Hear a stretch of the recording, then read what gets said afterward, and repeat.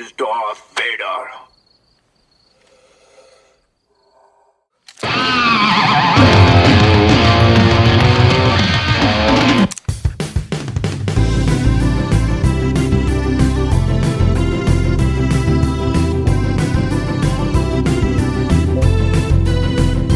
If your friends are nerdy and you are nerdy too, I want to talk to you. Friends Talking Nerdy.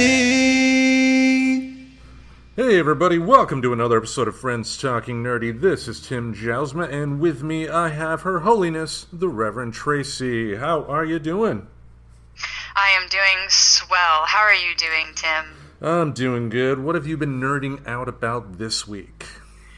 Well, honestly, I didn't have time to nerd out about much of anything. I'm not going to talk ad nauseum about politics, and that took up a lot of it. And then the rest of it has just been me counting down because, as you know, as my friend, I have quit my office job. I have decided to put myself out there and trying to find something to work from home. So that's kind of monopolized my week. Sad goodbyes, good people, but overall, happy for the decision. But what about you? What have you nerded about? Oh, a little bit of this, a little bit of that, just a lot of stuff. I mean, I did hear some great news this week in terms of the MCU. I miss movies a lot. I mean, who doesn't?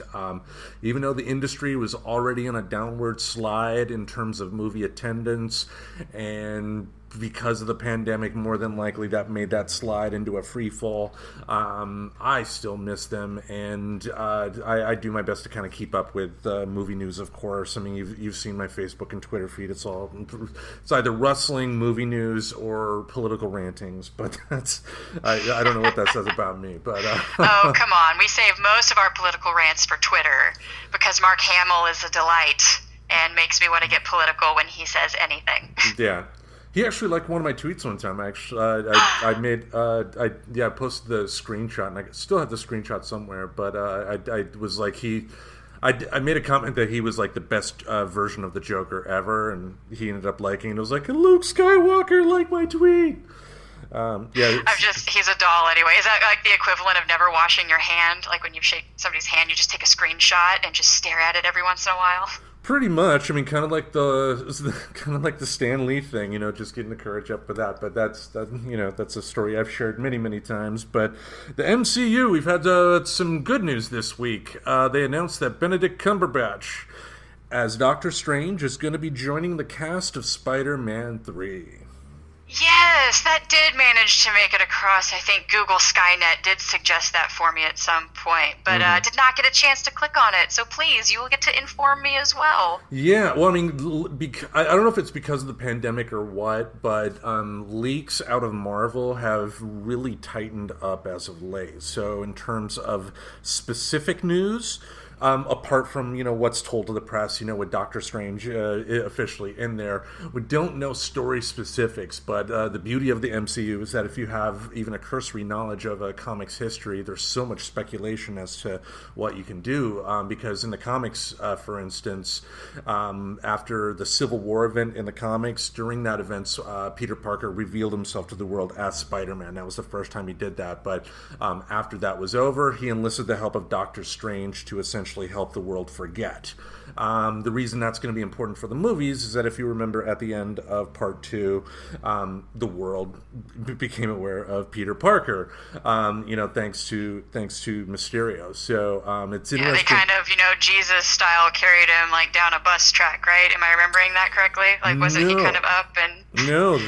No, you're remembering that Spider-Man 2, the Tobey Maguire Spider-Man. That's where he fought Dr. Octopus. Gotcha.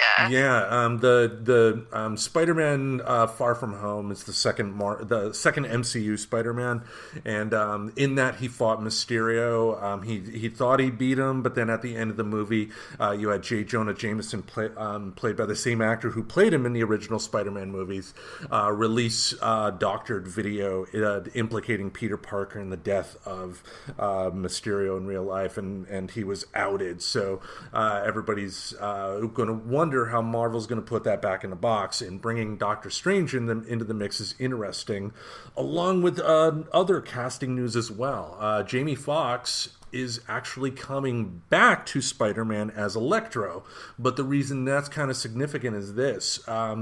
Jamie Foxx, when he first played Electro, was in the Andrew Garfield Spider-Man franchise, The Amazing Spider-Man. He was in The Amazing Spider-Man 2. And so the fact that he is coming back as the same character, albeit, with the whole multiverse thing, just a different version of the same character, that's interesting. And the fact that they're bringing in Doctor Strange as well. Doctor Strange 2 is the title, Doctor Strange in the Multiverse of Madness. Marvel's going to have a lot of fun, especially with the 20th Century Fox now under the Disney banner.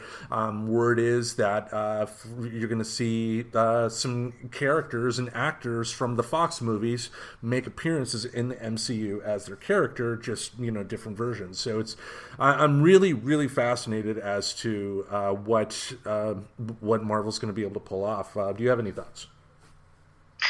Oh, I'm just excited to watch him. I know I'm actually kind of behind on the whole Marvel world, obviously. Mm-hmm. But you know what? You had mentioned they're, really trying to stay tight on these leaks, and there is this whole pandemic, which would give me some opportunity to watch some of these. So maybe I'll try to catch this one. But that being said, I wonder, you mentioned that being tighter on leaks. Maybe that's because they're trying to make movies something a little bit more to look forward to. Do you think that could have anything to do, like get the hype, get people to want to go see them more? Yeah, because that would do it. If people don't know what to expect going in, you're going to get that curiosity factor. But two, one thing we got to keep into account here is the tragic passing of Chadwick Boseman. That probably threw a huge wrench in the works for Marvel. So I don't think they're necessarily wiping the slate clean and starting over with a new grand story for phases 4, 5, and 6. But they got a lot of changes to do. So stuff that may have been on the menu in terms of something they were going to present may be on the back burner now. So it's a little from column A, a little from column B, but the good thing about Marvel is that they've found a way to make the comic book fans like myself happy by all the speculation that we can do, but they also are great at bringing in the casual fans as well. You don't have to have the knowledge of the vast comic history to be able to get any sort of enjoyment out of it. Speaking of the movies, when we wrap up recording, I'll give you my password to my Plex account so you can watch them all there without giving Disney any sort of money. Woohoo! Yeah. That's my favorite way to do business with Disney. There you go. Under the table, 5-finger discount. Under the table and giving them none of my money. Yeah. Suck it, Walt. Boom. But I'm definitely excited by that news. Apparently filming is going to be underway for that very soon. And most importantly, we will have Marvel Studio content this year in WandaVision, which is going to be appearing on Disney Plus here within the next couple of months. And those movies are going to, those TV shows that are going to be on Disney Plus will tie into the movies going forward. So it'll be interesting to see what they are able to do. So with that, let's talk about some favorite stuff this week.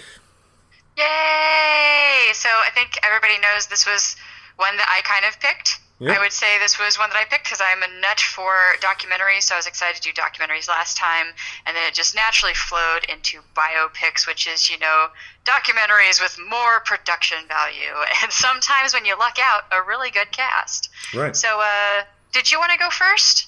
I can definitely do that, but overall, what would you when we were talking, you sounded like you had a lot of excitement with the research process. Tell folks about that, what you liked about it. Well, it wasn't so much the research process. It was like, oh man, wait a second, what stories have I seen that are actually true? And then I do know that there's a lot of them because I tend to lean towards true stories. I love fantasy, don't get me wrong, but there is something extra fantastical about, wow, this really happened.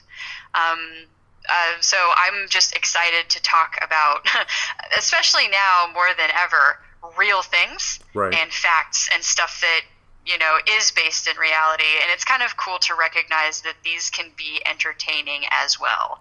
And some of them can even feel like they're not really about truth at all, which is one of my favorite ones that I'll go into. A little side note on that one. But what about you? What was your overall feel on going over this topic? Wow. I realized that I don't watch many biopics.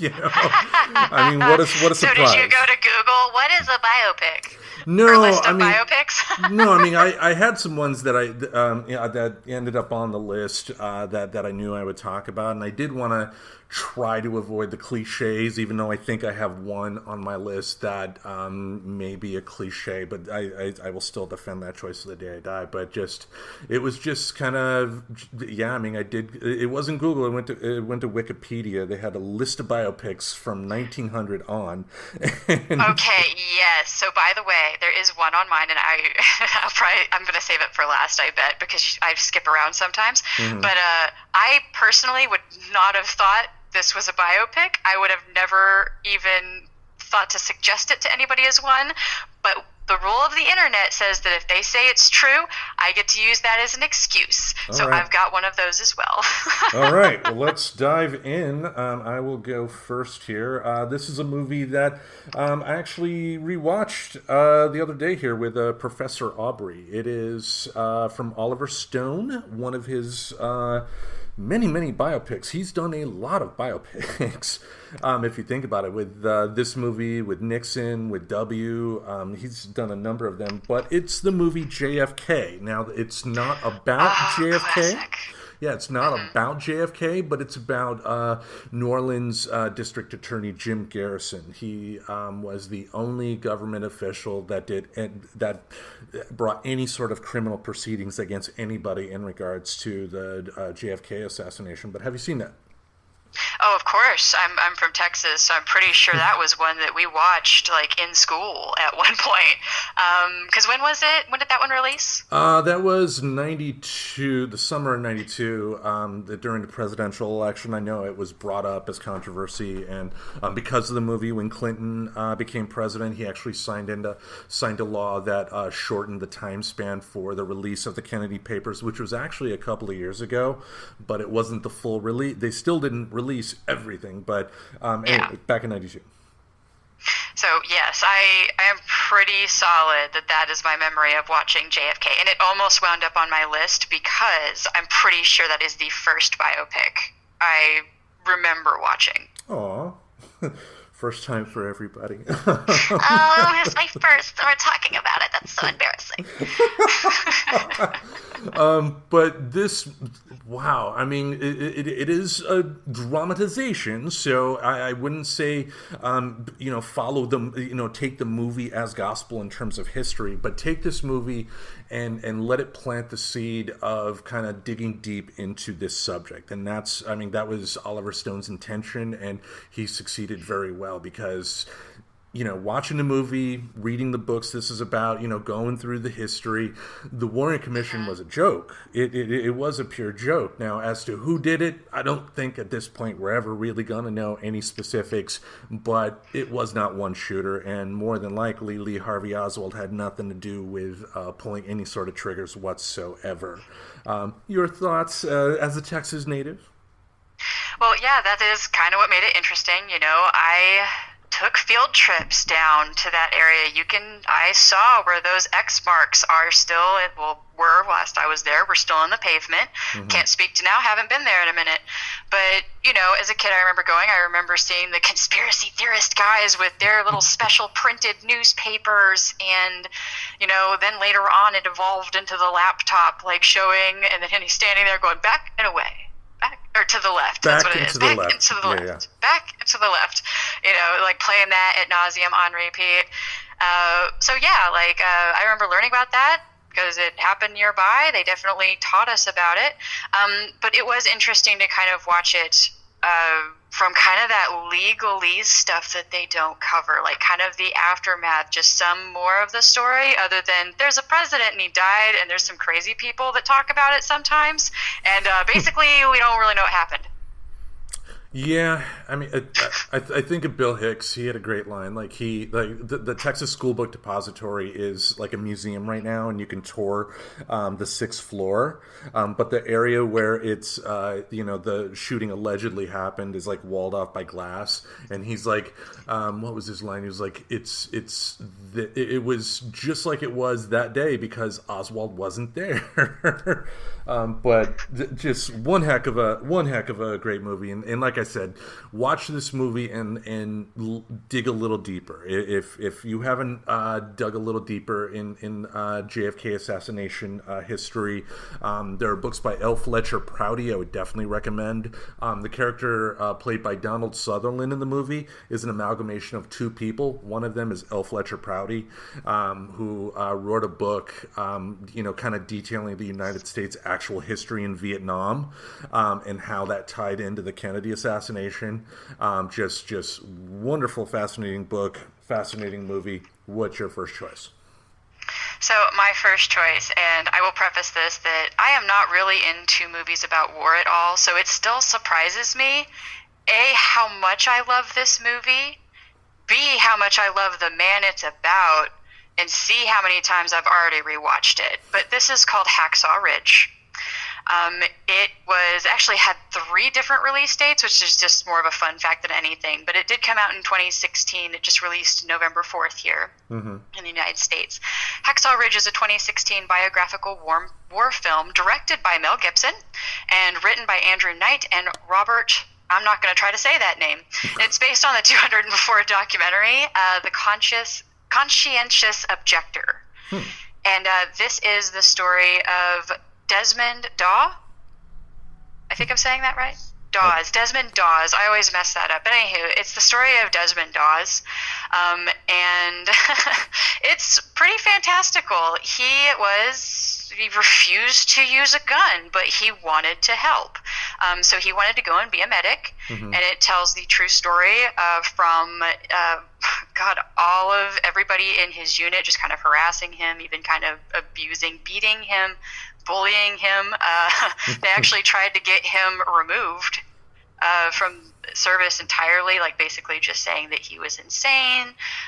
Anything they could throw at this man, they did. And he doesn't want to murder people. Oh my God, it's a crazy. Well, to go, they're like, this man right here will not have your back. If you ever, if you're in danger, this man will not have you. And it stars. Oh wow, and I can't believe I'm skipping on his name right now. Wasn't it Andrew Garfield? Yeah, Vince Vaughn. Oh, Vince Vaughn. Yeah, it's got Vince Vaughn in it too, and he's a big part of that hazing, and it's interesting because you watch them change over time and kind of get to know him. But it particularly overturns, and this is what eventually got him such notoriety. There's a moment where basically he's left to this kind of disaster situation of this area they just couldn't really successfully overtake. And he ends up there overnight just saving soldier after soldier after soldier and lowering them down and just going into just gunfire. There's actually stories that came out in the documentary later about from the opposition saying, no, we were firing at him and we never hit him. And it was basically just inexplicable how he did get injured. There's actually some of the true stories, because a funny side note, there were things that were so crazy that were absolutely true that they decided to take out of the movie because it was already kind of getting to that, we're not sure the audience is going to believe this as it is. He was very driven by his faith. He insists he was, very devout to God, and that's who he wanted to serve, and that was part of why he said he would not bear arms, he wouldn't shoot anybody. Also kind of had a side story to a situation when he was younger dealing with his dad, who was an alcoholic, but a really, really awesome story. But my favorite one that didn't end up on there is Trivia to Share, because they did eventually come, spoiler alert, sorry guys, they did come to the rescue eventually, and Dawes was saved. But at one point, he was on the little stretcher deal, and they're taking him out. And apparently in real life, he saw a man who was more critically wounded than him, insisted on getting off of the stretcher, put him on, and then they sent him home like down first. So, I mean, I honestly don't think I could accurately explain how wonderful this movie is. So even if you're not into war pics, check it out. It's worth a watch. You'll learn something true. And then there's also, if you do get the actual DVD, there's the special where they do some of the cuts from the documentary. And it's just really sweet to watch this really old man just tell his story just in such a soft way. But it's delightful. And I that's another just actual documentary I would probably recommend too. But have you ever heard of that one? Definitely heard of it. Didn't see it myself. I mean, I know Mel Gibson has had his troubles and whatnot, but getting drunk and running your mouth, is not like a be all end all for me. I guess I'm not going to stop going or watching a Mel Gibson movie because he's a drunk. But I just at that time, I mean, that was like right around where I just started becoming obsessed with Marvel movies. So my general movies were just more very simplistic, John Wick action or superhero movies. I wanted stuff that went boom in bright shiny colors everywhere at that particular time. But Mel Gibson as a filmmaker, even if you think he's an asshole, come on, he's look at Braveheart, look at what was that movie, Apocalypto, that he did. He knows how to make a good movie. So I'm sure if I did see it, it would be good. Oh, yes, and it was fantastic. He even had a little word at the end, because I think this is definitely during his redemption years, too. Yeah. Afterwards, yeah.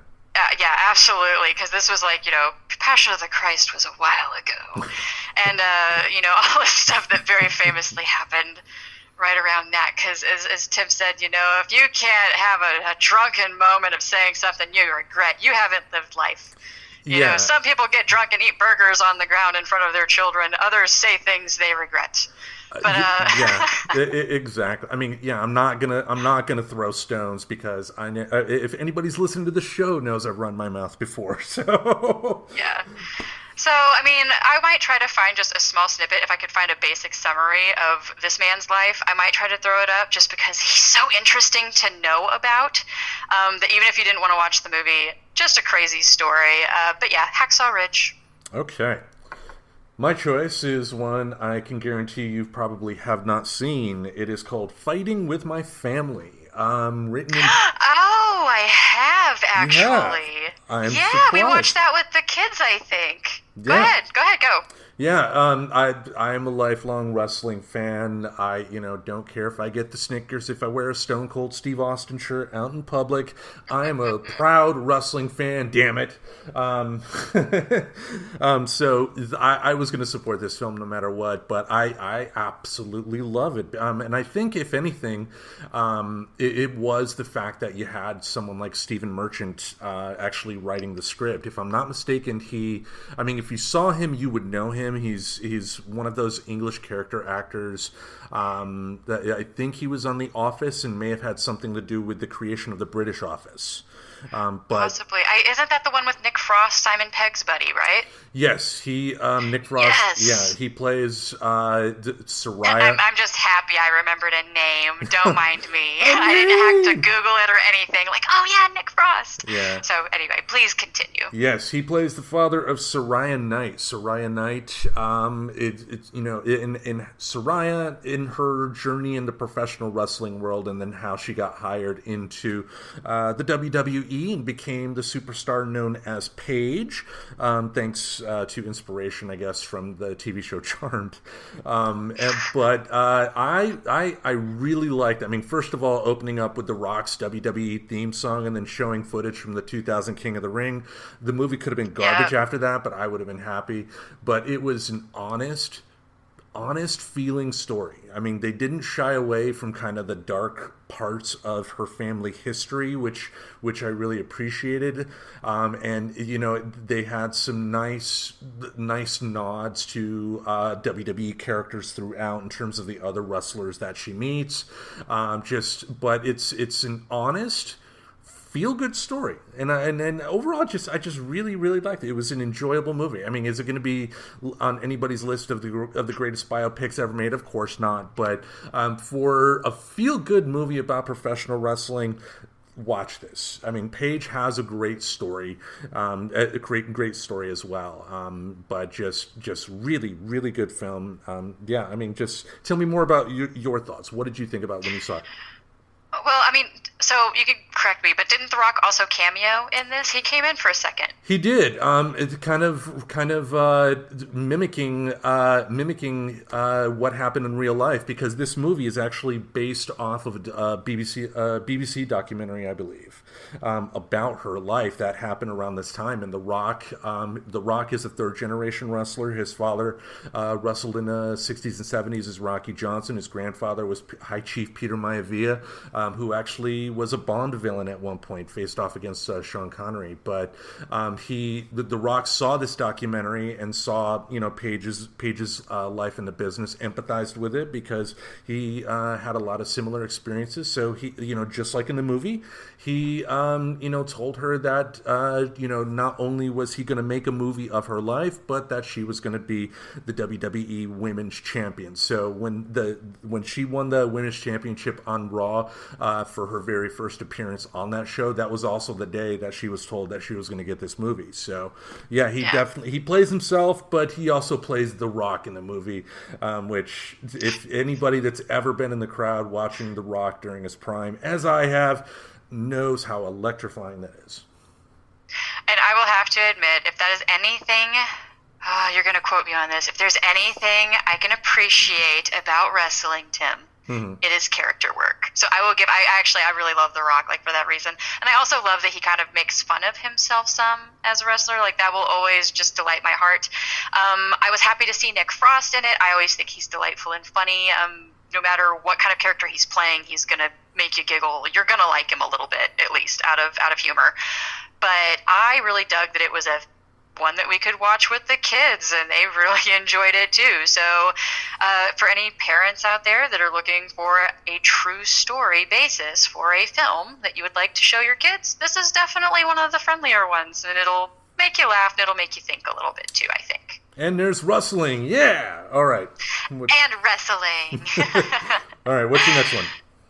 So my next one is the true story of if anybody actually successfully sold their soul to the devil, it would be this man.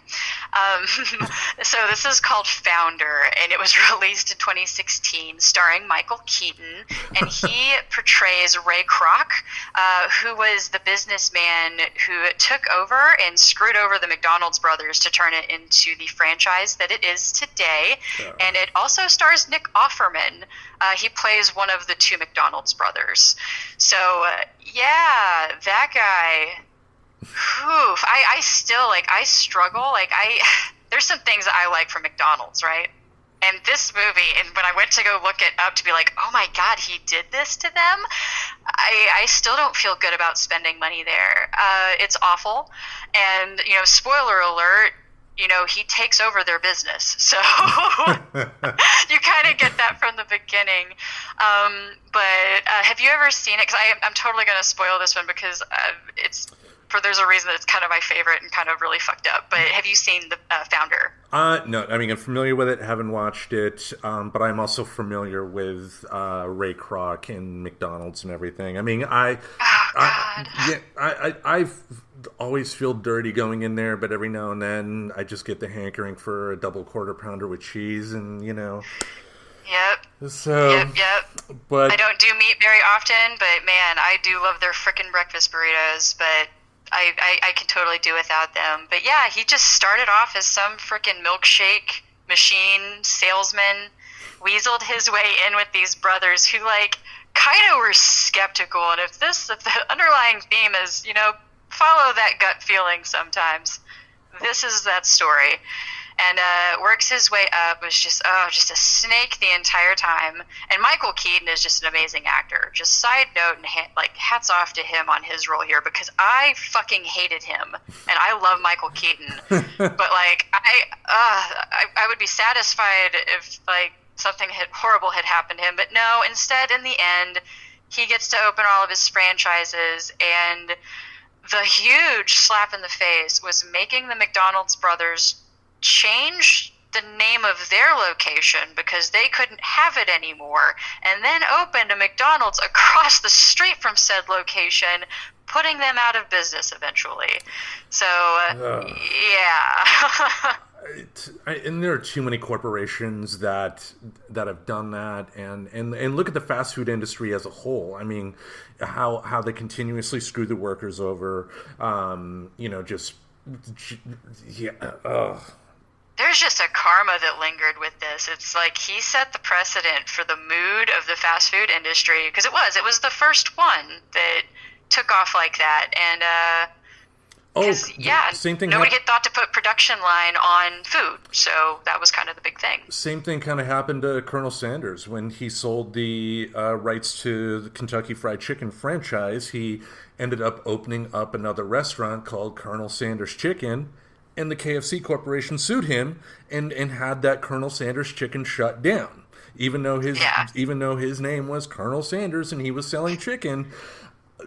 It's just how people can and will get screwed by big corporations all the time, and it's just frustrating to watch movies like that sometimes. Yep. So fast food is owned by the devil, and you can thank Ray fucking Kroc, or Kroc, however you say his name. It's synonymous. Yeah. Kroc, what's the difference? So, what is your number 3? All right, my number 3 is one we briefly talked about on a previous episode, but it's the biopic called American Splendor with Paul Giamatti. It's to recap, it's kind of a detailed life of the comic book writer Harvey P. Carr, who's based out of Cleveland, Ohio, and his life. Even with his friends, with the certified nerd, that one's for Professor Aubrey. What I really, really, really love about that film is this. It's that it shows what artists really go through. Not every artist is going to make it big, but that does not mean they don't have talent. It's, when you are an artist, you find ways to create. Even if that final creation is not pristine and perfect, you create. And I love that feeling in this movie, along with the everyday personal life that can get in the way, and how that can affect your creative process as well. In a lot of ways, it's a really positive story of a 9-to-5 sarcastic schlub who complains about work a lot, but is able to take that frustration and kind of channel it into something unique, weird, and beautiful in a way. So definitely recommend. I believe it's on Amazon Prime right now, but even if you have to buy it or whatever, it's a really, really great movie. HBO Max. But Paul Giamatti, what can't be said about him as an actor? But I haven't seen it, but I'd probably love it just because I'm a big Paul Giamatti fan. So Giamatti's in it, but the real Harvey P. Carr is in it as well. They also talk a little bit about, I don't know if you're familiar with comic artist Robert Crumb. Okay, he did stuff in the 60s like Fritz the Cat, which was like the first big adult type of comic that reached any sort of mainstream popularity. So basically just people that kind of expanded what comics could do. So definitely worth seeing. Yeah. What's your next one? So my next one is Legend. It was released in September 2015, and it's a British-French biographical crime thriller film. Okay. It's adapted from John Pearson's book, The Profession of Violence, The Rise and Fall of the Cray Twins, and deals with their career and the relationship that bound them together, and it follows their gruesome career to life imprisonment in 1969. And it does star Tom Hardy, for those T. Hardy fans out there. Have you seen this one before? No, again, another one I heard from, but like I said, the last few years have been more just action movie or superhero movie type of deal, and I'm for cinephiles out there, I'm one of those people. But Thomas Hardy, I mean, he's definitely a great actor. almost felt bad for him when he did Star Trek Nemesis. He was the evil Captain Picard that was a clone or something like that, because that movie almost tanked his career, which would have been a huge shame because, I mean, look at his work. Yeah, I think he's great. I've seen him across a few things at this point, and this is another one that, he was the character. I mean, I don't feel like he repeats the same thing.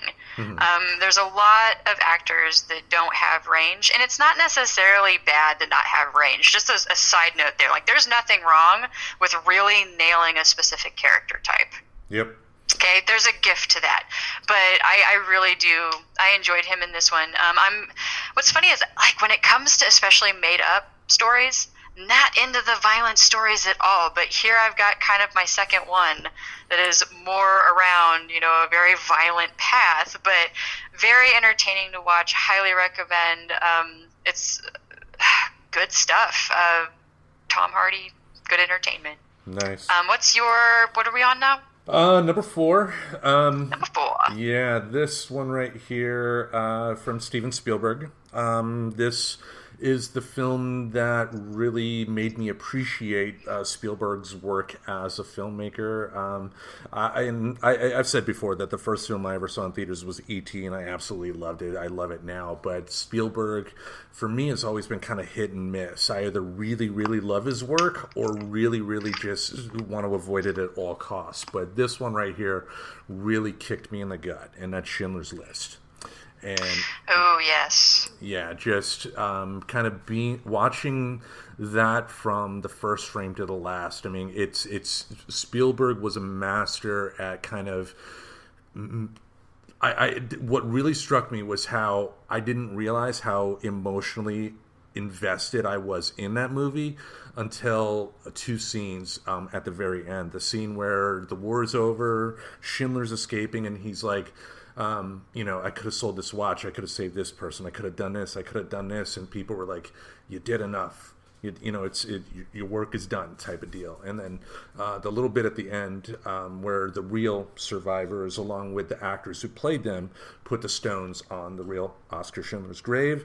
Just watching that, I wasn't even crying. It was a wail. It was just like, whoa. Yeah. I mean, it sounds like you've seen it, of course. What are your thoughts? Yeah. This was actually another one I watched in school, because believe it or not, when I was going to school in Texas back then, they still taught that the Holocaust was real. No, I'm just kidding. I don't know if that's been taken out of anything. But this was another one that I watched at school. I mean, obviously a very impactful movie. I'm glad they made it, because it's one of those things that shouldn't be forgotten. It shouldn't just feel like a story that never happened at some point, and for it to be done so well that people even like it as a standalone film was beautiful. And then, you get to that reality in the end where, wait a second, he did the good human thing, and he has to hide? And I remember watching that part as a kid and going, that's kind of fucked up, about some of the war stuff. And I think that's some of the first time I kind of questioned, some of the either reasons you go to war or reasons it ends, or, some of the things that happen when it does end. And, so things like that. So it's the first movie that I remember getting through to me about that. And obviously, Texas did the whole, we're going to have a movie teach you this instead of us trying to talk at you. But, no, so it was they taught it too. They would just usually play something around it. So, yeah, yeah. As a parent myself, I kind of get that, because you don't. It's awkward to have those conversations. My oldest, I remember having the talk with him when he was a kid. I think he was in kindergarten, and just kind of explaining it, only to have him respond, but what if the guy pees? But that's a different story. But just... That's okay. See, they taught me about the Holocaust like my mom taught me about sex ed. She just put me down on the floor and plugged in a movie and went, I'll be back in 30. Try not to have any questions. Listen to Kirk Cameron. No. All right. What is your last one? So we're on 4 for me, right? Yes. What is your next one? Awesome. Awesome. That's great because, see, I did that to you last week, so we're even. Okay. I blame the So week. my second to last one, so number 4. So, of course, somewhere I had to go political, somewhere in this. And it landed with the 2012 film Game Change. And Game Change is an American HBO political drama based on the events of the 2008 United States presidential election campaign of one John McCain. Primarily, it focuses around the choice of his legendary vice president, Sarah Palin, which is so funny because, just side note, like, politically speaking, like, most people don't remember the VP running mate of the person that didn't win. Yeah. And I think it's great, and it just goes to show how bad of a decision this was, that everybody remembers that he picked Sarah Palin. And it's actually a really good story. Definitely worth a watch if you were curious at all about any of that stuff. What about you? Is this one that you've seen? I haven't seen the movie. It is on HBO Max. I have read the book it is based on. So I do know the history. And yeah, Sarah Palin. I mean, I remember when they made the announcement, I was listening to the radio. They had like a live coverage from a campaign event that McCain had. And he goes, I would like to, announce my VP. She's been this, she's been that. And I thought that he was going to name like Kate Bailey Hutchinson, which is she was like a senator in Texas or something like that. Or a Republican name that I would have heard of. And then he said Sarah Palin. And I was like, who? And then she started talking. And for that initial first time I hear her, she was effective. I liked it. But then she was likable. That's the thing. They TV rating tried to pick the running mate. So she was likable, but it didn't last once she kept talking. What I liked about the book, and from what I understand, I have read reviews about the movie and whatnot, so I'm aware of it. But what I liked about it is that it did try to be fair to Sarah Palin. So if you're coming into watching this movie as a Republican, give it a chance. It's not one that's trying to make Republicans out to be absolutely evil or anything like that. Oh no, I think it really manages to even bring a sense of empathy to even John McCain. Yeah. A lot of people were really upset with his pick that year. I know me, I was. That was the only time I think a VP pick actually changed who I was going to vote for. Like, definitely. Like, that was one of those years I was still, researching and deciding between who. And then he did that. And then she started talking. And then she kept talking. And then she proceeded to talk. And then I went, no way in hell. And yeah, I mean, because I'll put it like this: in 2000, when he ran against Bush in the Republican primaries, I voted for him. I voted for Republicans in the past, and 2000 McCain, if he had ran again in 2008, the same, with the same mindset, I think he could have had a chance. But yeah, going to Sarah Palin route, and then, two things really killed it for him: the economic crash in September of that year, and then that campaign rally, where a woman asked him, something about Obama being a Muslim, and there's just a look on his face. I guess in real life, McCain and Obama just never hit it off. They didn't like each other. It happens. But that look on his face when he was responding to that woman, it was just like, I don't want... It was almost like his way of saying, I don't want to do this. It's just like, she's a part of my party. I mean, it's like it's good to have disagreements and whatnot, but just 2008 was really the snowball that brought us to where we are today. I mean, that right there. So anyway, I'll end up your next one. Oh, my last one. My last one. Yeah. Your last one. My last one. Oh, that's right. That's right. I'm gonna. We got this. We're professionals here. There you go. Yeah. Wink, wink. It's one I wanted to end on a positive note because of the Schindler's List, especially. And it's one. This movie is one that really was impactful when I saw it, and I actually did a bonus episode on it. That's the movie A Beautiful Day in the Neighborhood.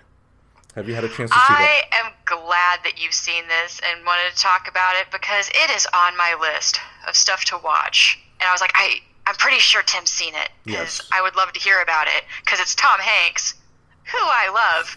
But yeah, go ahead and tell about your pick, the movie that you have seen, not me. Yes, and again, if you go into our archives, you will hear a full episode that I did, and I loved it because it does change some names around. Being a biopic, that's going to happen, but it details the story of a magazine reporter that did an interview with Mr. Rogers, and then through the course of that interview became friends with him. But it also caused him to kind of reflect on stuff that happened in his own personal life with his father and whatnot. What drew me in to the movie from the very start was the fact that I still get emotional about it. It's great. I love it. But it opens up like an episode of Mr. Rogers' Neighborhood, with just the sweep over the little houses and whatnot. And then Tom Hanks as Mr. Rogers was great. Mr. McFeely makes an appearance to Speedy Delivery, and they detail like how a magazine is made. You go to the land of make believe and whatnot. Just overall, it's a movie that came out at a time to where I needed to hear that message. That's why it really stuck the landing for me. So. And then this is the film where they unveiled all of his tattoos and that he was a top secret sniper for the Marines, right? No, that's for the sequel. No. You're right. That was actual fake news. Yeah. Sorry, I can't help myself. But yeah, I actually, I have not, I mean, I finally have seen a few episodes now, but I never watched Mr. Rogers until it came out on Netflix a handful of years ago, and I didn't make it as far as I wanted to. But man, I want them to put that back up on Netflix, because wouldn't that be a lovely thing to sleep to, like at night? Just play Mr. Rogers all night. Well, the last I checked, old episodes are on Amazon Prime. Yes, I should figure out how that works, because I've got it and I've never tried. I can send you some links, but yeah, the old episodes are up there. There's also a great documentary that came out a couple years before A Beautiful Day in the Neighborhood that I highly recommend as well. That I probably should have had on the documentary list, called "Won't You Be My Neighbor." Being a documentary, it's using footage from the show and various behind the scenes stuff, interviews with his family, with his wife and sons, and various people that he worked with. But just real fascinating man. And I will say, as an atheist, I wish more Christians were like Fred Rogers. If more Christians were really like Fred Rogers, the world would be a much more better place. If more people indeed. Were like, if more people in general, but the Christians, and we know which Christians I'm talking about here. if they were more like Fred Rogers, the world would be a much better place. But I mean, spoiler alert, Tim. I'm from the religious South, and I moved away as soon as I could. So yeah. Sometimes they can be pretty bad. But that's just people in general, I think. Like, I try not to attribute it to any one group. It turns out any group of people, there's going to be some shit apples in that group of people, and they're going to give a whole bad name for that group of people. Of course, yeah. And it wasn't a blind blanket. Oh no, I get you. Yeah. But I just wanted to preface that statement because I had just said that I know what you talk about. But yeah, like I feel like they do tend to concentrate in certain areas, and I do feel like I've come across quite a bit. But I've also come across some that are really awesome, and him being one of them, to be totally honest. Like it's just nice to see, he didn't do it for money. He didn't do it for any other reason than he looked at the programming on TV and said, I want something better for the kids out there. And that really was like the motivation behind it, because I know some about him. And actually I got a book of some of his quotes and stuff for my stepdaughter, and It's one that she likes to flip through every now and then just for inspiration. But I mean, a great man. So if anybody deserves to have biopics and documentaries about him, and it be a decision largely made upon his faith, I think this is actually one of the few good stories of a religiously motivated thing that made it big, that people know about for good reasons. Exactly, yeah, and like in the bonus episode, I mentioned in a bonus episode too that I did not know that he was an actual Presbyterian minister until well into my adulthood. But But, remembering back on the episodes, I mean, I remember the very last episode, I took the day off of work just to watch it, but just going back and just watching the episodes, a lot of it made sense because, I mean, there is good in Christian teachings. The golden rule, treat others the way you want to be treated, is a good rule to live by. And, he was very much teaching those types of rules in that show. Just didn't say, open up your Bibles too. He was just having normal conversations, showing by his actions, the power of what, treating, other people with respect can do, Yeah, and he would bring people on, like, iconically, I believe the boy had MS, but he was in a wheelchair. Yep. And I remember when he died, it came up, because it was such a big deal for somebody to just say, hey, there is this kid, and yeah, he's got this thing, and we're just going to talk about it, just so you know what it is. Just so you don't have to be afraid of it, you don't have to feel confused by it. And that was a lot of what he tried to address on the show, was just teaching fact. Like, I wish more parents parented like Mr. Rogers directed a show. Well, the Mr. Rogers' Neighborhood actually, in the 70s, I wasn't aware of this until the documentary, took a hiatus for a few years. And the reason he came back right around when I was born was because of Superman. Superman, the movie, came out, and anytime Superman gets really, really popular, what happens? Kids put a towel around their neck, start jumping off of things and getting hurt. And so he came back and made some special episodes to where he interviewed Lou Ferrigno and Bill Bixby from the Incredible Hulk TV show and talked about... Oh, that's awesome. And talked about superheroes and how, it's good to enjoy them, but appreciating the fact that, it is just a story. So, tie in some comic books there. All right. So basically, we discovered we can go on forever about how wonderful Mr. Rogers is. That is what we learned today. Exactly. But I'll jump into my last one, last one. Yes, I did end up saving the goofy pick for last because I would have never thought of this one. But in 1993, this is pre-South Park fame, a little ditty came out called Cannibal the Musical. We did a bonus episode on that. I was scrolling through because I was trying to just overall skim, because I know I've seen a lot of movies, and I was like, I just need something to draw my eye, and I was like, wait, what the fuck did I just see? And scrolled back up and went, it counts. I'm talking about it. It is brilliant. Oh, man, I love it. It's funny. It's definitely worth watching. I guess it began as a 3-minute trailer that he made for a film class with some friends, and something about it actually turning into a project had to do with him being really pissed at an ex for cheating on him. His ex, Leanne. Leanne is Cartman's mom's name. So he's continuing to goof on his ex-girlfriend. Oh my god, yeah, so that's a fun bit of trivia. But so the film begins with the reenactment of the gruesome act of cannibalism described by the prosecuting attorney during Alfred Packer's 1883 trial. During the sensationalized account, a haggard Packer, played by Trey Parker, repeatedly insists that was not how it happened. During a break in the trial, Packer is enticed by journalist Polly Pry to tell his side of the story, which he proceeds to do via flashback. Musical flashback, mind you. So, the song. What? The song at the beginning. That song Spadoinkle. That is. Yeah, Spadoinkle. It's what was that? And I say, it's a spadoinkle day, and as I ride with my girl, she's my best friend in the whole world. We move along, set our goals high, with eyes full of hope as we aim for the sky is blue, and then blah, blah, blah, blah. Yes. Yeah. So, a goofy film, a delightful film. I still don't get how this falls under biopic, but have at it. Alfred Packer was the first convicted cannibal in American history. It's a true story, and a lot of what they had in, like, the courthouse was the actual courthouse where the Alfred Packer trial occurred.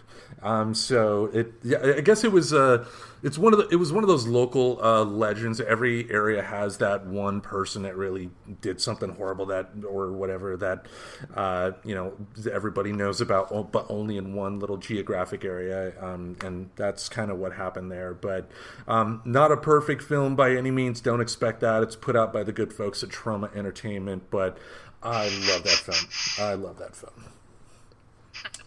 It's no basketball. I would say it's better than that, but anyway. But I don't really think there's much else to say about it. I was mostly just surprised that it showed up. I guess you could be really loose with the term biopic, is what I learned with this one. But it's a treat. If you haven't already seen it in our fandom out there, definitely go watch it. Yeah. All right, we are going to focus on something special this week for obvious reasons. Normally Go ahead. I was going to say, and obviously a little sad too, but go ahead. A little sad, yeah. Normally we try to review an album of the week. We were going to talk about a postmodern jukebox album. Tell folks what that album was. It was going to be Swing the Vote, but I think it's a really good one. We were going to pick it, I think, because it was Sweet Child of Mine was covered on that album, and we had just done it, right? Yeah. Yep. So we had just done that one and decided just to kind of have fun and do a cover of that song and let it pick. But we're going to postpone that one, and instead we are going to honor the life, the legend of Eddie Van Halen, who tragically passed away this week from throat cancer. He's one of if there's a Mount Rushmore of guitarists, he's number one on that list. I mean, just one of the greatest guitar players to have ever lived. What we've done, similar to previous episodes, when like the Kenny Rogers episode and the Little Richard episode, we put together a playlist to kind of talk about some of our favorite work that Eddie Van Halen has done. One thing I've noticed, and one thing that kind of really speaks to me about this music, is that I thought I was going to go into this a little sad and melancholy, but I really enjoyed the music. It really picked me up. Just the feeling of it is really good. I mean, overall, what were your thoughts on the list that we created? Just overall feeling. Oh man, I mean, I think this actually came up in a note on the very last one because let's see, I'd probably put all of these songs on a road mix or a road trip mix type deal. Like there wasn't a really bad one in the group. There were some that weren't, standout favorites, but all of them were wonderful and great. And then, there's even a fun trivia one in there that most people wouldn't have even attributed to Van Halen. So, of course, me being a trivia nerd, love that one. But yeah. What about you?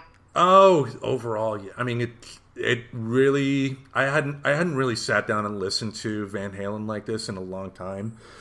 So it was nice kind of going back and reminiscing more than anything, just because Van Halen was probably one of the first the Sammy Hagar era of Van Halen was one of the first big bands that I really got into when I was first discovering music. So kind of thinking back, and we'll go over a little bit of it when I mention some specific tracks here, but just thinking back to like moments in history when particular songs came out and things that occurred, stuff like that. So it was nice doing that, and just overall, again, the music, despite the tragedy that has occurred, it was great, kind of just feeling that positive energy from the music. Just, you can't help but you get excited, get happy. Even if it's a ballad, you're just into that music, you're emotionally invested. It's really good. So we put together 15 tracks here on a playlist. Our playlist will be on our link tree, and we'll post it on social media and all that, but we'll go through it song by song.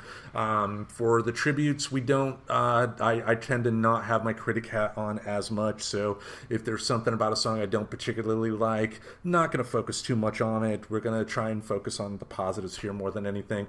And as the good Reverend has said, she has brought some trivia for us. So Yay! Let's start with our I've first. decided that's how I can best contribute to musical reviews. Whatever works. Yeah. Let's start with our first track here, an instrumental called "Eruption." What did you think? I like that the intro was like, why, hello, yes, I can play the guitar. And then that's just the entire song, is just, playing the guitar. I put at first it almost sounds like that noise the old folks complain about, but then you get into it and there is just this point where there's a fantastic and impressive chain of scale work that just blows you away. And it's not just him like just riffing and doing whatever, like, and scales, for anybody that plays a string instrument, it's not like you just slide your hand up to get to the neck. Like, that involves finger movement. Yeah. So to do all that fast and seamlessly is just insane to listen to, and how many of them he just chained together. So very enjoyable. Yeah, I mean, the one thing I would not want to do is play this on hard level on Rock Band, because with carpal tunnel issues, I'm sure my fingers would probably fall off. And that's not even taking into account if I even attempted it on a real guitar. But this is just jaw-dropping. I mean, think about it. On their first album, this is their first song. Just thinking about everybody that bought this album in the 70s, put this on for the first time and heard it, just, my God, just everything he did on the guitar and the tapping on the keyboard, it's easy to do, but like you mentioned, to be able to make it sound good is a different tool altogether. And just being able to make it sound almost symphonic, I mean, just it's fucking intense, and just one hell of a way to kind of say, hey folks, we're here, we're gonna fucking kick your ass for many years to come. And we did put out on social media asking folks, if they wanted to tell us what some of their favorite songs were. A good friend of yours, John Nelson, stated that this is indeed one of his favorite songs. Yes, I had no discussion with him aside from that. But no, he's a really good friend of mine, so I'm happy to, I'm happy that any of my friends would pitch in. And I'm like, oh, shucks, guys, thank you for your help. But it's like, yeah, Tim, you wouldn't try this one on Rock Band, but you'll air guitar the shit out of it, right?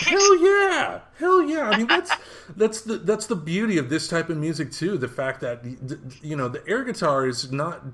It's getting lost in the music. It's kind of dancing, and yeah, I mean, I love playing the air guitar myself. And if you're not doing it to a Van Halen song, there's something wrong with you.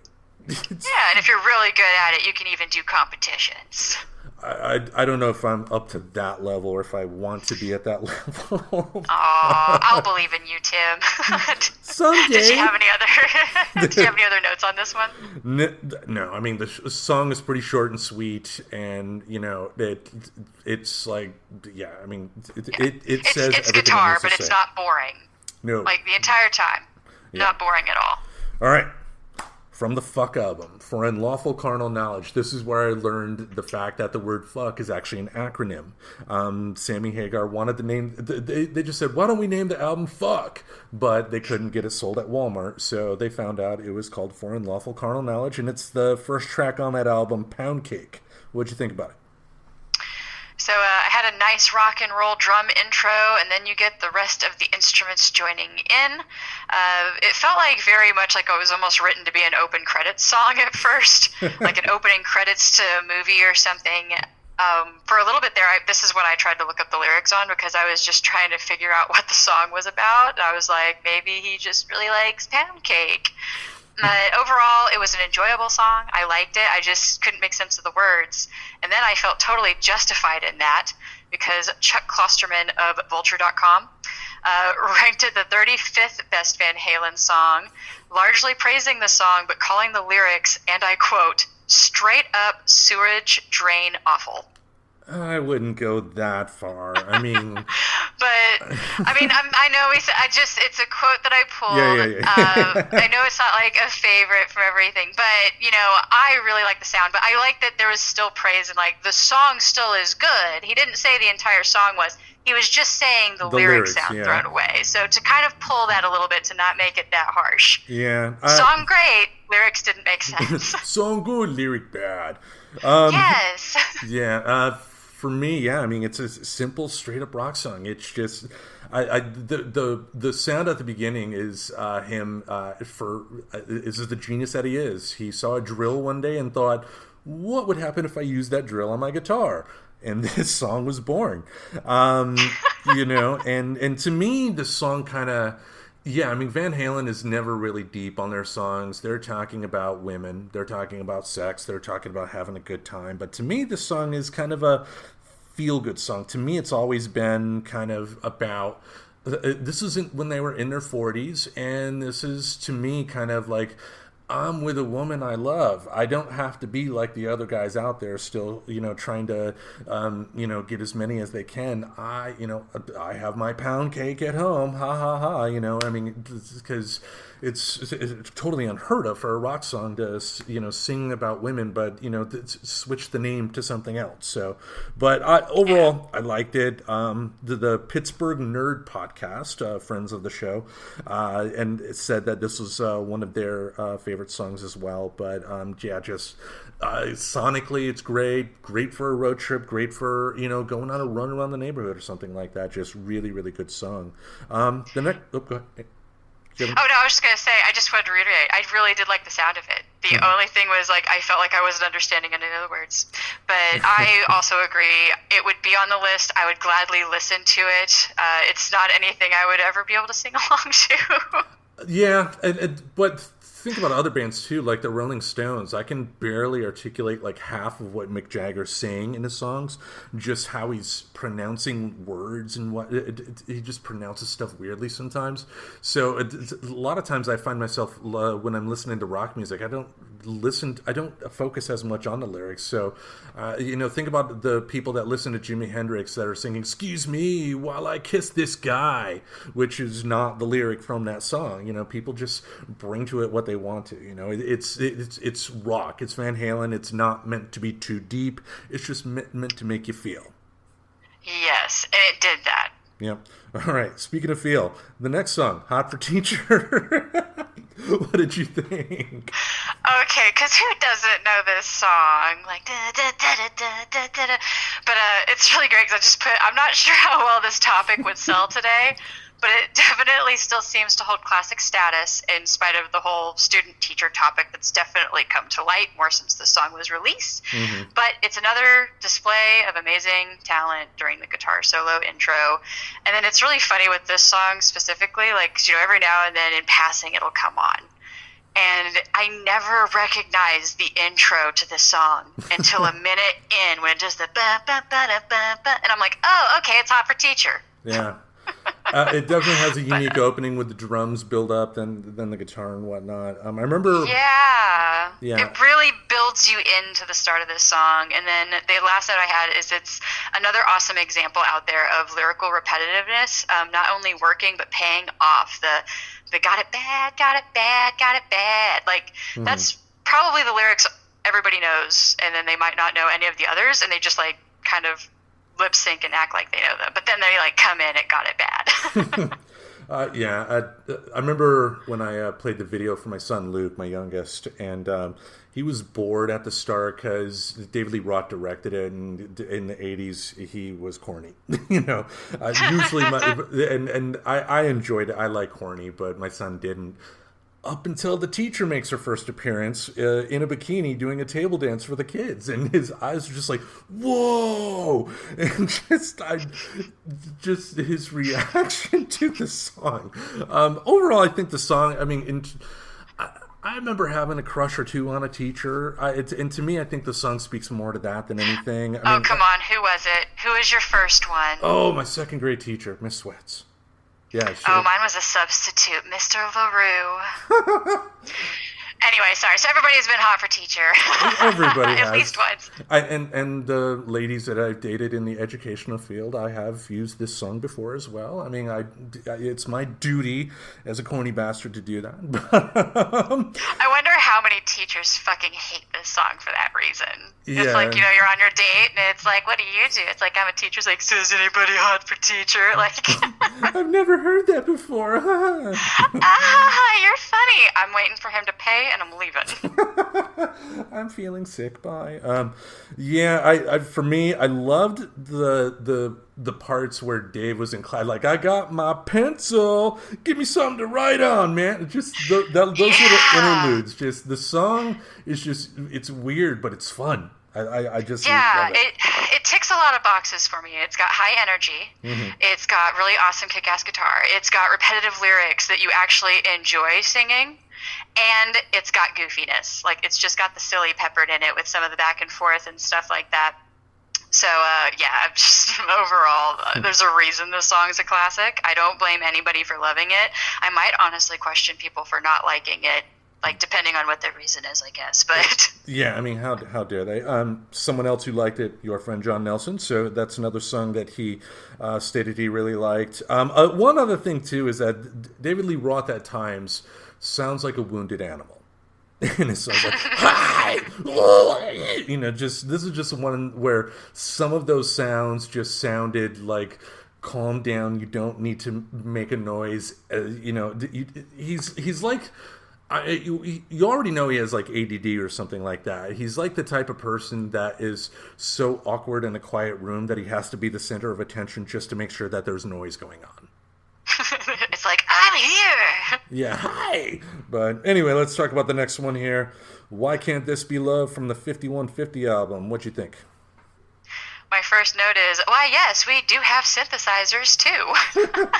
I like them, but I think the guitar intros are definitely more impactful and impressive. Synthesizers, I think this was...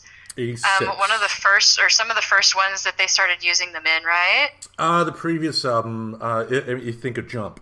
Something we'll be discussing later on. I mean, yeah. I know there was a note somewhere in here, and I think I might have it in a later song. But yeah, I like the synthesizers, but it kind of took away from all of the awesome guitar we had just had. But granted, I realized this was not intentionally put together as an album experience.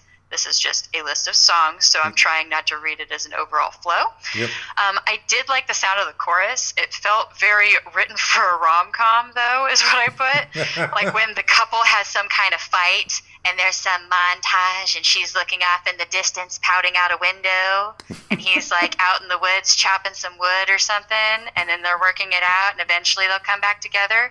I don't know why. That's the feeling that this one gave me. It was good, though. I don't think I've heard it before. So I thought, oh, hey, Van Halen. And it just kind of felt like a different sound. So I appreciated it. Yeah, this was, like I mentioned, the second album where Eddie was kind of experimenting with synthesizers. I mean, in the 80s, even ZZ Top in the 80s had synthesizers on their songs, so everybody used it. But Eddie was also in a phase at that point where he wanted to try something different than the guitar. So for this one, I liked it. I do think at times in some songs that are not on this list, he can go a little overboard with it. But overall, I liked it. For me, this kind of captures... I got the rom-com type atmosphere that you were talking about, but for me it kind of captures that relationship to where one person really thinks there could be something and the other person doesn't, and it's kind of like a begging, kind of like, why can't this be love? Come on, everything, X, Y, and Z is so good. Why can't And it's I think it really captures that feeling well. So yeah, it's like their version of "It Must Have Been Love." Like the one that they played in Dirty Dancing. It must have been. Yeah, but it's over now. That one. But it was good. I like that one. But again, I love it when a band can pull off like a different sound and not everything being like the all right, not everything being the other way either. So like I dig like feeling like, is that this band? Oh, it is, and it's good. They can do something different. Wow, yeah. Range. Yeah, they don't have to be like AC/DC. I mean, AC/DC's made some great songs and great albums over the years, but you don't listen to their whole catalog. I mean, the song they made in the 2000s sound the same as they did in the 70s, but the ones in the 70s were just better. Go figure. But, all right, we'll move on. From 1984, it's I'll Wait. What do you think?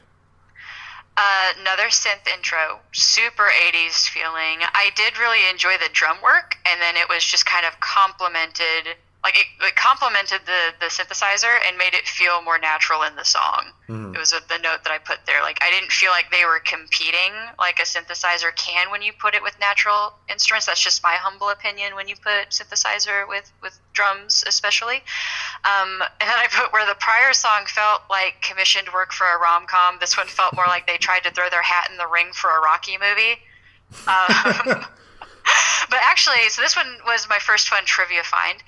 The song's subject was inspired by a woman wearing men's underwear in a Calvin Klein print. Roth actually had the ad pinned up and addressed the lyrics to the model. Okay, then. I did not know that.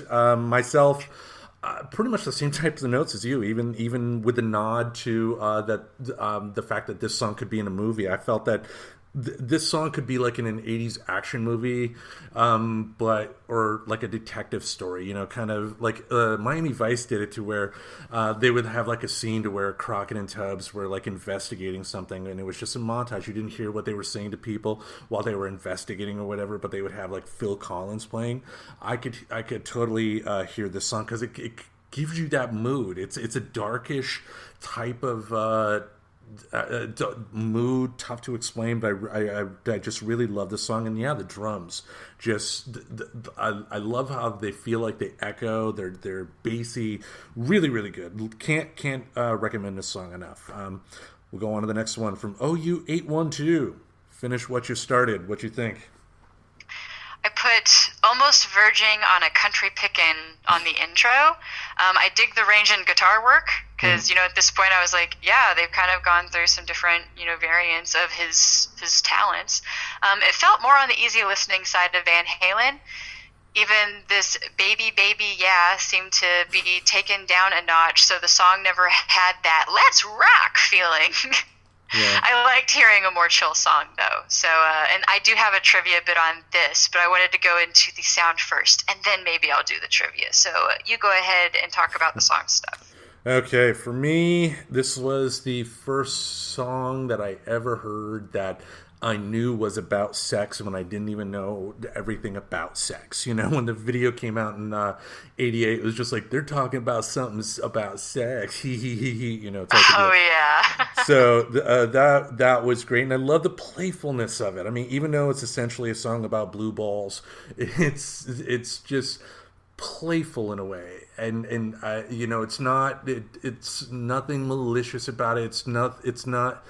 I don't sense any sort of negativity. I sense this is a story of a couple, and they're just, you know, flirting, and, you know, she may be tired, but he's like, come on baby, type of deal. It's that in song form that I really liked. And this is one of the first times too that I heard Eddie playing a guitar that did not have a ton of effects on it. To your point, it was pretty straightforward and traditional, but very, very good, of course, because, I mean, he was a master at what he can do. So, but what was your trivia? So, just to read it, because I don't want to accidentally recreate what somebody has taught me recently. Right. But despite the album being seemingly complete, Eddie Van Halen came up with the riff at 2 a.m. and went down to his then neighbor Sammy Hagar to show it. Hagar let Eddie in, and the two played guitars on his balcony until they had a completed song. Once Eddie left, Hagar decided to write the lyrics despite being a late night, and the theme wound up being unfulfilled sex, summed up by Hagar as blue balls. Boom. So the song is just legitimately about blue balls, and he just made it up late one night. Oh, man. Oh, boy. Okay. So the next one, Unchained. Unchained from Fair Warning. Don't have too many notes on this song, but I added it to the list because for a straight up rock song, it kicks ass. I love the break in the break in the middle where they say one break coming up. I mean, because it's perfect. That's Diamond Dave at his absolute best. He's still is one of the most unique characters in rock and roll history. But just you put this on, whether you're going for a walk with the headphones on or have it in your car stereo, you're going to be jamming. You're going to feel good. What do you think about it? Yeah. Oh, gosh, excuse me. I put very head-bobbing, enjoyable tune. I like the bass thumping, and then you get the cymbals just kind of, and then into the intro to the drums. So I kind of liked how they kind of phased in, used a little bit of a different percussive introduction, because he doesn't always lead with cymbals. Like when they do their drum work, a lot of it, they just go right into like snare. But just kind of noticing in song difference. And a little note from Chuck Klosterman from thevulture.com. Granted, he doesn't always say mean things, but just a note that he just said that this was the second best Van Halen song. So, seems like an interesting one to pick since I had never heard of it before. But was it an enjoyable tune, and would I listen to it? Probably on repeat, yeah. Yeah, I mean, I'll put it this way. I mean, Van Halen has, for the most part, always been what I would consider like a greatest hits band. They're not one that I have to have each and every single one of their albums. So, that is his opinion. He's entitled to his opinion. I don't know if I would put Unchained that high, because to me it's not that memorable, but that doesn't mean it's a bad song. I mean, like we both talked about, it's a kick-ass killer rock song. So, yeah. Okay, we'll move on to the next song here and pretend that we didn't have technical difficulties. The next song on the list here from the 5150 album, it's Dreams. What do you think about Dreams? Another heavy synthesizer intro, but I really liked it. Sounds sort of like a poppy girl song, like up until the moment that the vocals come in and then the guitar comes in. I put that I feel like it almost started off as an entirely different band, and then they just slowly faded it in and it transformed into Van Halen. Very anthem-y feeling. It's like you want to do like, that's what dreams are made of, and like do that slow clench into a fist in front of your face. But a little bit of trivia on this one, just to pull it up, because why not? This song was used to close the 2004 Democratic National Convention. I don't know why they picked it. Probably because of the anthem-y feel, and it was, I guess, maybe popular again at the time. And then they also played it at the acceptance speech of John Kerry. So this song had a political debut. Okay. I totally forgot that, but I wasn't exactly enthused with John Kerry at the time either, so... From Texas, I wasn't either. Yeah,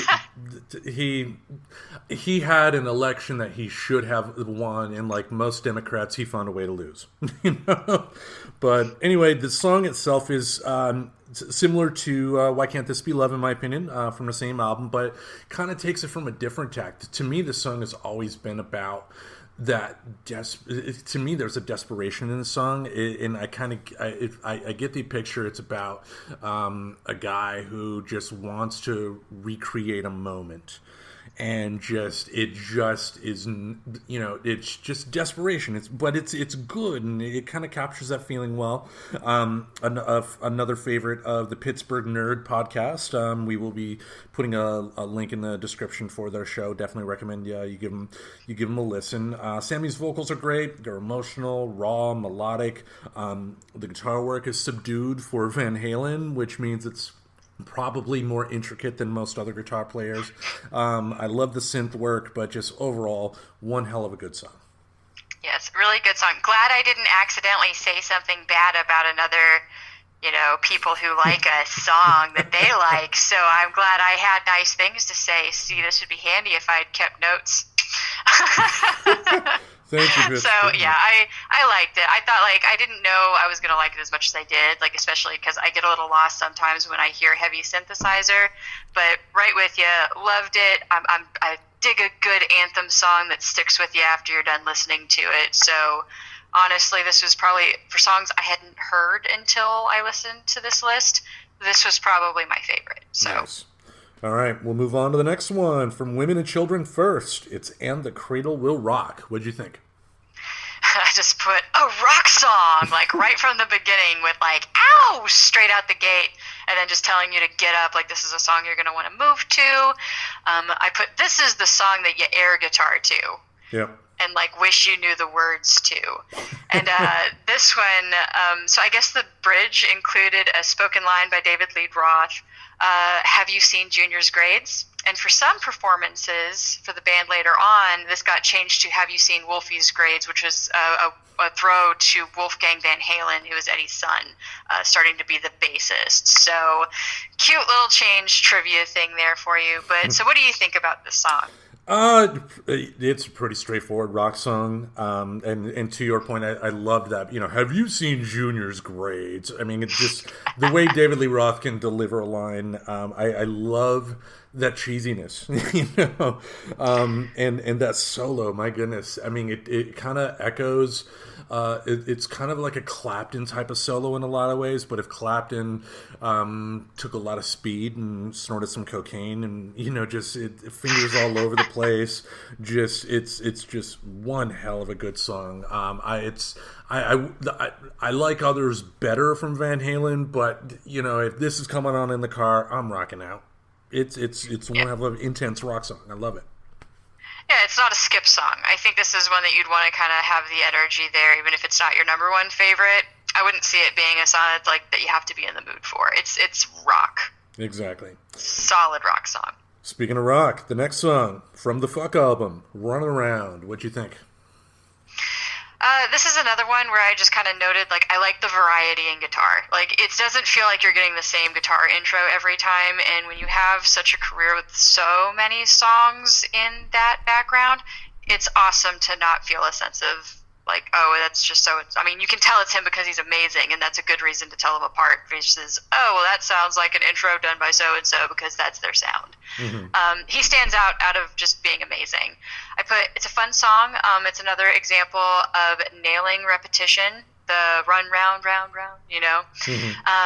I love the guitar solo leading into just a very sudden drop in the tempo at one point, and then there's a little voice effect, which I don't know if I've noticed them using. Like, I felt like there was like an effect they were using on the voice, and I don't recall really noticing that before. But then it just kind of seamlessly returns back to that original tempo. But yeah, so I just kind of had a note, and I could have been hearing that wrong. I didn't look it up to verify, like, oh, this song used a synthesizer with the voice. Like, I did no research on that part, but I felt like it sounded different for some reason anyway. But what do you have on it? I mean, for me, I love the chorus. I love the interplay. Michael Anthony, their bass player, did the backup vocals for most Van Halen songs, and how him and Sammy were able to work. It was just amazing. Their voices kind of blending together like that, but still being two distinct voices, which should happen. I mean, because like Simon and Garfunkel were the kind of the same way. It was one whole, but it was like two pieces bringing you that one, and I really like that. The guitar solo was filthy and good, and I loved it. It was just one hell of a great guitar solo. And to your point, yeah, I mean, the repetition of the title. I could see this if I had seen the band live and they played this song. This is one where the audience is raising their fists in the air, singing along, and I mean this is one that can get people pumped up. All right, the next one from 1984, Panama. What'd you think? I have. It's got a really good driving introduction to it, and it instantly makes you want to move with the music. Like, I don't remember there being much of a lead up to me realizing that I was enjoying the song pretty much from the beginning. And so fun trivia on this one. So the song was apparently written about a car. There was some back and forth on what it was about, suggestive lyrics. A lot of fans just assumed it was about a lady, but that's not the case. In an interview with Howard Stern, David Lee Roth explained that the meaning behind the song was about a car. It was a race he saw in Las Vegas. So it was the car named Panama Express, hence the title of the song. I know Dave was always interested in guitars. Like, I think it was in 1984 for the 1984 MTV Video Music Awards. It may have been the first one. He was in LA. The awards were happening in New York, and somebody dared him to drive to the awards, which were like a day or 2 days later or something like that. So he took the bet and he drove across country to go to the MTV Music Awards on short notice. I didn't, because even though the song may be officially written about a car, how he delivers those lines, it's very suggestive. It makes you think of that exactly. old cliche, and it's very, like, I reach down in between my legs and ease the seat back, and just lines like that. This is the song that if someone has never heard a rock song ever, you play them this song. because it really encapsulates everything that's good about rock. I mean, minus minus ballads or something like that. But this is just one. Yeah, I mean, it's a classic for a reason. It's builds up to a great crescendo. It's liked by Kim the Geek and John Nelson. We know who they are, so they like the song as well. But what more can be said about Panama? Yeah, I mean, it's got a good sound to it. It makes you want to love. I mean, I love the song immediately, and then it makes it better to me knowing that these suggestive lyrics are just about a car, fellas. So it really kind of doubled down the appreciation, especially like now that you know that, especially if you didn't before. Mm-hmm. Just go look up the lyrics and read it again, now knowing that it is in fact about a car. Yep. All right. Let's go on to the next one here. And this is actually not a Van Halen song, but Eddie Van Halen played in it. It's from an album you may or may not have heard of called Thriller. It's a song called Beat It. What do you think of Beat It? Well, I already loved Beat It anyway. It's definitely a really popular song. I had no idea, so I loved the trivia about Van Halen being involved in Beat It, and I'll let you go into that bit. Mm-hmm. But it was interesting because if you didn't know it was him, go back and listen to it again and just really kind of focus on the guitar work. There's a lot of subtlety there that you didn't pick up, because when you're listening to Michael Jackson, you're not listening for guitar. You're listening for Michael Jackson shit. Just like you're not going to listen to Van Halen shit and listen for the little triangle in the background. You're going to listen for the guitar and the Van Halen shit. So it was really cool to kind of go back and listen to it under a different context. Yeah, I mean, it's been years since I heard this song, but this. I heard this before I heard anything from Van Halen, and say what you will about Michael Jackson, the fact that he had the foresight as essentially an R&B artist to incorporate rock elements into a song and rock musicians into his lyrics kind of works both ways in terms of opening the doors for people to enjoy R&B that are rock fans. And it would, on the flip side, R&B fans are going to listen to an Eddie Van Halen song and think, hey, I like that. Let me go check out some of his other work. And it benefits everybody there. Pete Townsend, the guitar player for The Who, one of my favorite bands and guitar players ever, somebody that actually pissed off once, for real. He had a bit of a tribute. It was just a statement essentially to Rolling Stone about Eddie Van Halen. He was a huge fan, of course, but he said something that I never heard before.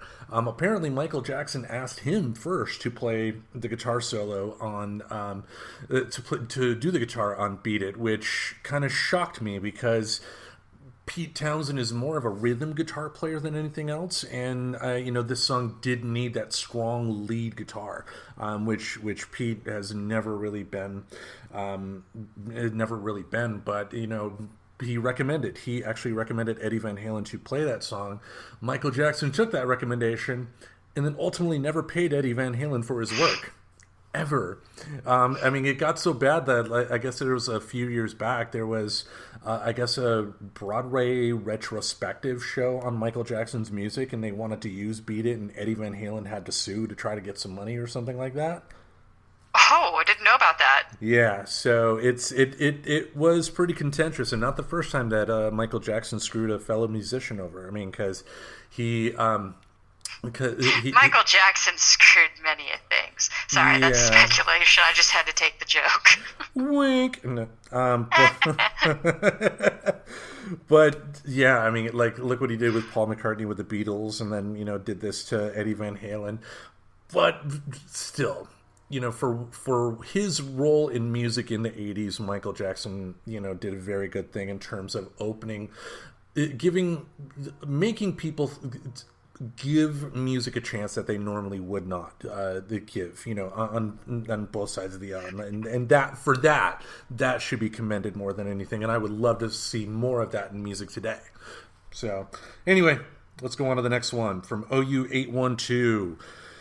A nice little ballad called When It's Love. What'd you think? Yes, very mellow intro, fitting of a love song, driven home by a chorus that makes you want to sing along with it and believe in love again. No, even bringing out some of those lesser percussive instruments that I love so much. I enjoyed this one from beginning to end. And that was actually like, I wrote that at the very end of the song. This was probably the one song that I sat and consumed in entirety and didn't take a note until the end of it. But yeah, so fun trivia on this one. Eddie Van Halen has stated that this particular guitar solo is a nod to Eric Clapton, which really kind of makes sense given the overall feel. Like reading that after listening to it, totally checked out to me. But what's your thoughts on it? Yeah, and that was in my notes too, that the solo was very Clapton-esque. I know Eric Clapton was one of Van Halen's favorite guitar players ever, so that definitely makes sense. This song was so deep for me when I was 12. Getting first crushes on girls my age and all that stuff, and then just hearing this song on MTV, it was so good. But to me, this showcased the beauty of what rock musicians can do with ballads. I mean, it's very much a rock song, but it makes you feel. It can bring the ladies in. It can make you cry. It can make you dance. It can make you happy. It's good. It's the one song at the shows that your lady is going to look forward to. Exactly. And the chorus at the na na na na na na, that part at the end, I really enjoyed that. Just overall, one hell of a good ballad. One of my favorite ballads of all time, period. But again, I think it brought me back to all my super awkward years as a kid who was totally scared of women. Still am for the most part, but still, it's just such a great song. So, any more thoughts on When It's Love? No, that was really it. Just it was a very nice song. I almost looked up to be like, I wonder if this was in the soundtrack for anything big. Like it felt like it should have been. It kind of felt like, since they're more of a rock band, that I wonder if it was one of the, because sometimes artists can be nudged by commissioned work. So reaching out to an artist and saying, hey, we'd like a commissioned work for this type of movie, that can kind of lend to some of the reasons the sound will be very different on a song sometimes. But unsure, because I'd never heard it before. But I really enjoyed it. Kind of surprised I haven't, because I know I've seen a lot of older like romantic flicks because of my mom. Like she played a lot of the stuff in the background. So. Yeah, I mean, maybe because it was Van Halen and a little harder edge, it didn't get into like a Meg Ryan movie or anything like that. But to your point, it should have, because it very much fits in that, romantic, the romance type of thing. I mean, in all the good ways, in all the ways that you would hope the boxes would be checked off. But all right, we'll move on. You could tell it was a tribute to Eric Clapton, because I felt like you could have swapped it for an Eric Clapton song. But anywho, but yeah. Exactly. All right, our next one from 1984, an absolute classic, the first Van Halen song I ever remember hearing, Jump. What'd you think? Jump! Oh man, the song's fun from the beginning, and it's probably the Van Halen song that I knew, like, as a kid probably, because, it didn't talk about sex, drugs, or rock and roll. It was rock, but Jump barely felt like a rock song to my parents probably at the time. But I thought it was a perfect use of synth, guitar, and percussion. Not too much cowbell, because there's just a little bit in the background there, you could barely hear it. But I thought it was a very well balanced and fun song. Like, I think there's a reason that it's a hit.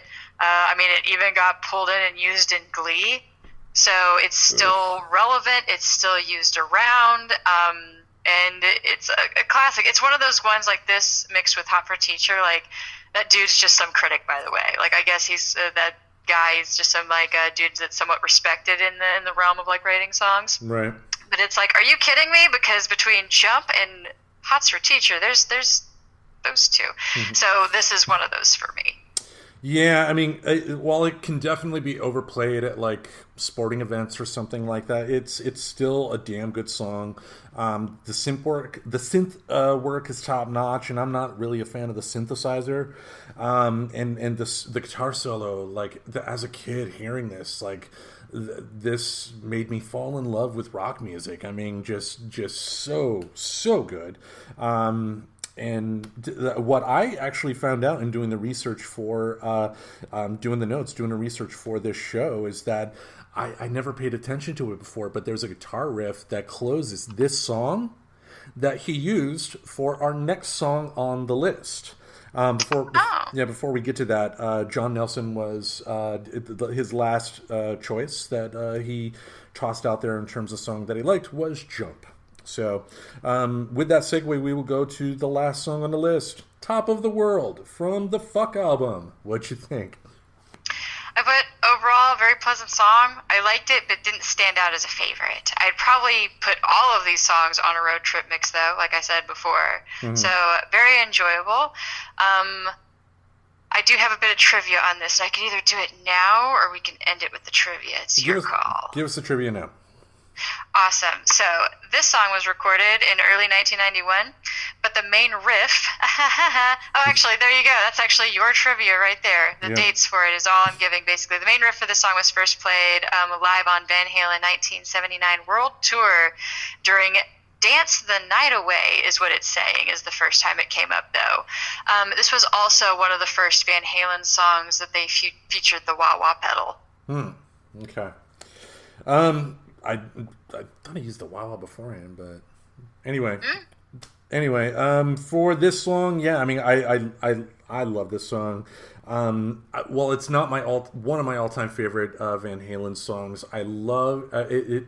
This was the last track on for Unlawful Carnal Knowledge, and it's probably the best example of what you should do as a musician to close an album out. I mean, there's a finality to it, which I really like, and I could see this as being the song that they use to maybe close a show before they go to the encore, of course. But as far as album placement, as far as the chorus and encouraging people to kind of sing along, it's just one heck of a good song for one heck of a good band and for one of the greatest guitar players that has ever lived. I don't know if we will have somebody else that can be that can do what he did with a guitar. I mean, because you've had Pete Townsend in the past. I've read interviews where he said that the guitar is essentially dead because what more can you really do with it? There's just so much.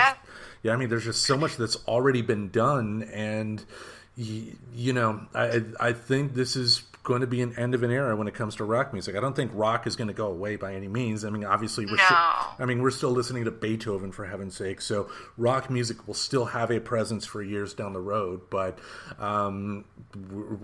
things are changing, in music, in movies, on TV, in a lot of ways. So, and that's what happens. You'll never top them on it, but it's like, maybe go invent another instrument. Oh, wait, he did that too. Leaves it open to go master something else. But I think I agree with you. I don't think there's going to be another one that quite finds a way to stand out like he did. Because a lot of this stuff is coming in at the right time, right place. Guitars were just kind of invented at some point, and they're only going to last so long before people figure out all the different ways to master them. And I think he did an amazing job showing a different way to use the guitar in many different ways, and even inventing new ways and new guitars. Like a drill. I'm glad you brought that up. We haven't brought that up yet. His most famous guitar he labeled Frankenstein. The reason he named it that is that when he was younger, he didn't have a lot of money. So what he would do is if he was able to get like the neck of a guitar, he would get the neck of a guitar. If he got the bass of a guitar, and he through bits and pieces was able to put together Frankenstein, his own guitar together to be able to create the sounds that were in his head. And this is kind of a sad note, but it shows what type of person Eddie Van Halen is. One of my favorite bands, metal bands, is Pantera. A metal band from Texas, pretty straightforward. I'm sure you probably have not heard of them, but are aware of them, blah, blah, blah. But in 2003, 2004, the guitar player for Pantera was brutally murdered live on stage. Not fun. And ouch, no. Yeah, obviously. Tragedy all around. And at his funeral, at the guitar player Dimebag Darrell, at his funeral, Eddie Van Halen actually took the Frankenstein guitar and put it in Dimebag Darrell's casket. You know. Yeah, that came across my screen looking for trivia. That was a very interesting story, but I did like the innovative building his own guitar, and then like you had mentioned, like he couldn't. Some of it that kind of gleamed past was like that he couldn't quite get the sound to make right, like you said. So he found ways to alter it, and he essentially invented his own instrument. Like it was a guitar, but it was his guitar, and like nobody else really had their guitar. They had a guitar that they bought from somebody. And the richer people, of course, were able to get their, able to purchase like wah-wah pedals or whatever. But to your point, he had to learn how to make all of those sounds that you can get with an electric guitar with tons of extra equipment without that extra equipment. And, wow. Just an absolute legend. And he will definitely be missed, but the beauty is the music's still there. That's why we put together this playlist, to be able to sit back and just reminisce on the goodness, because the music will stand the test of time. This one does. It's no Vanessa Black. Vanessa Black, thank God, disappeared just as quickly as she appeared, but Van Halen is the opposite. Yes. I don't even know who Vanessa Black is, but I agree. I will annoy everybody with it, and everyone will hate me on our Facebook page, but I will totally put up the song that you might hear it and be like, God damn it, Tracy. Well, I love Cannibal the Musical, so who knows? Maybe I'll end up liking it. But anyway, that is going to wrap it up for us this week. We thank you all for listening. Thank you for everybody who reached out to us for your thoughts on Van Halen. John Nelson, Kim the Geek, of course. We'll have Kim back on the show at some point. The Pittsburgh Nerd Podcast. Definitely thank them for reaching out, and we definitely recommend giving them a listen. Any more thoughts? Do you have anything you wish to plug? Sorry, Pittsburgh Podcast. I really liked your other song, though. No, thank you, everybody, and especially my friends for reaching out. I know we're still kind of a little bit growing our fan base, but I love it when anybody gets involved. So, it was kind of fun in a sense, putting together something with a little bit of the fan collaboration. So feel free to post shit in there, and it might end up on here. You never know. Exactly, yeah, and it kind of speaks to the biopic earlier from American Splendor. Even if one person reaches out, one person that is not directly involved in the creation and the production of the show, that's a win. That's always a huge win when you get somebody willing to throw their 2 cents in or tell you something like great job on an episode or something like that. So I definitely appreciate anybody that takes the time out of their day to help contribute to what we do for our little weekly shindig here. Introduce us to the things you nerd out to. We might end up nerding out to them too. Exactly. All right, that does it for another week. We thank you all for listening. Tune in again next week. And remember, it's such a good feeling to know you're alive. It's such a happy feeling. You're growing inside, and when you wake up ready to say, I think I'll make a snappy new day. It's such a good feeling, a very good feeling, the feeling you know that I'll be back when the day is new, and I'll have more ideas for you, and you'll have things you'll want to talk about. I will too. You always make each day such a special day. You know how? By just your being you. Only one person in the whole world like you. That's you yourself. I'll be back next time. Bye-bye.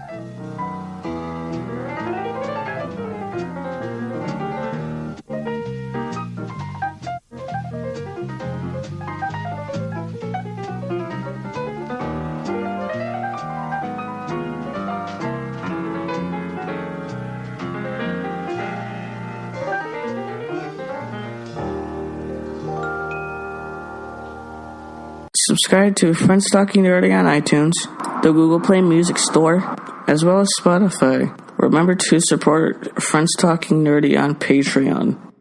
Goodbye, darling.